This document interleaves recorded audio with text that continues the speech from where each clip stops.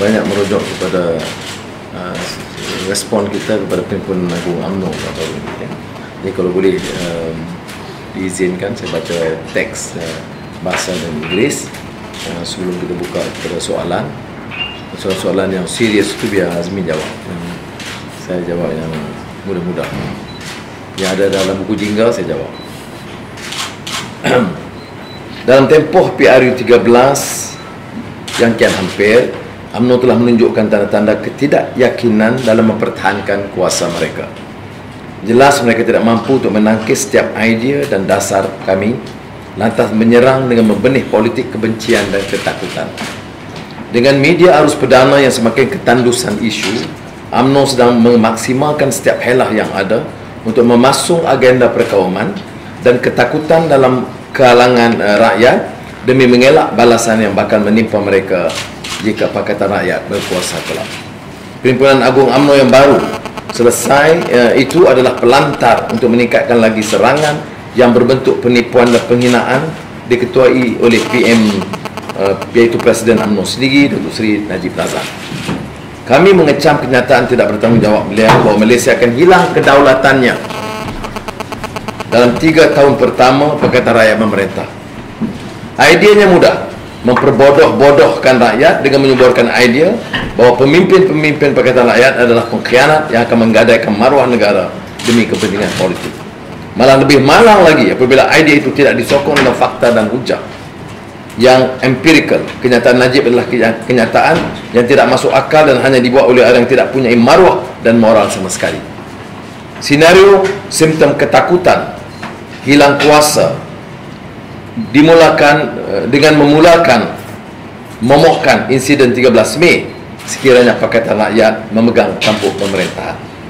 Kami mengerti bahawa Ketua Wanita UMNO cuba menghidupkan semula kerjaya politik beliau yang telah pupus akibat didesak untuk meletakkan jawatan dalam skandal ratusan juta NFC. Tapi dengan menggunakan hujah picisan sebegitulah tidak mensabar. Tindakan menyeru kembali hantu 13 Mei itu adalah untuk menimbulkan kebencian antara masyarakat Melayu dengan bukan Melayu. Seterusnya menyamai budaya ketakutan dalam kalangan rakyat bahawa pertumpahan darah akan berlaku sekiranya UMNO kehilangan kuasa. Hujah tersebut bukan saja biadab, malah boleh dianggap sebagai hasutan dan dikategorikan sebagai satu jenayah. Jelas sekali bahawa Pakatan Rakyat telah muncul sebagai ancaman utama kepada hegemoni kuasa UMNO BN dan ini menyebabkan mereka melancarkan tuduhan liar tentang pemimpin-pemimpin Pakatan Rakyat, terutamanya saya, sebagai proksi kepada kuasa asing, Amerika Syarikat dan China dalam satu masa. Kenyataan tidak masuk akal itu mungkin lucu, tetapi dengan pengawalan sepenuhnya media cetak dan elektronik, UMNO sedang menyebarkan agenda penipuan yang mampu membanggakan Goebbels, Menteri Penerangan Hitler.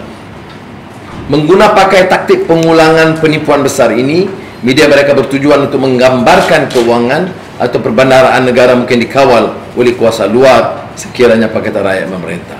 Media UMNO juga keterlaluan dengan membakar api perkauman dan agama dengan menyiarkan kenyataan berbau ekstrim, pelampau dan rasis daripada perwakilan. Menurut UMNO, hanya mereka sahaja yang mampu menjuarai Islam, bukan keadilan maupun PAS. Justru itu mereka berhujah bahawa gejala murtad akan dilestarikan dan Malaysia akan ditransformasikan menjadi negara Kristian jika UMNO pupus pada pilihan raya akan datang. Ucapan pembukaan Najib dalam Perhimpunan Agung UMNO dipenuhi dengan serangan terhadap pemimpin-pemimpin Pakatan Rakyat, terutama ke atas saya, dan dalam gaya bahasa yang tidak sewajarnya dilafazkan oleh seorang negarawan. Adakah wajar bagi rakyat untuk terus mempertahankan pemimpin yang tidak mempunyai kaliber seperti itu? Apakah dasar baru ini dibentangkan demi kemajuan negara? Mana idea untuk ekonomi dan keadilan sosial, kesihatan, perumahan dan pendidikan? Jika beliau mempunyai alasan kukuh untuk menyaingi Pakatan Rakyat, beliau sepatutnya menyahut cabaran saya untuk bersemuka dan berbahas supaya rakyat dapat menilai dengan sebaiknya siapa yang bercakap benar dan siapa yang gemar menipu. Janganlah berselindung di sebalik jentera propaganda murahan kamu dan jadikanlah anak jantan sebenar sebagai Perdana Menteri dan turun berdebat dengan saya di dalam gelanggang.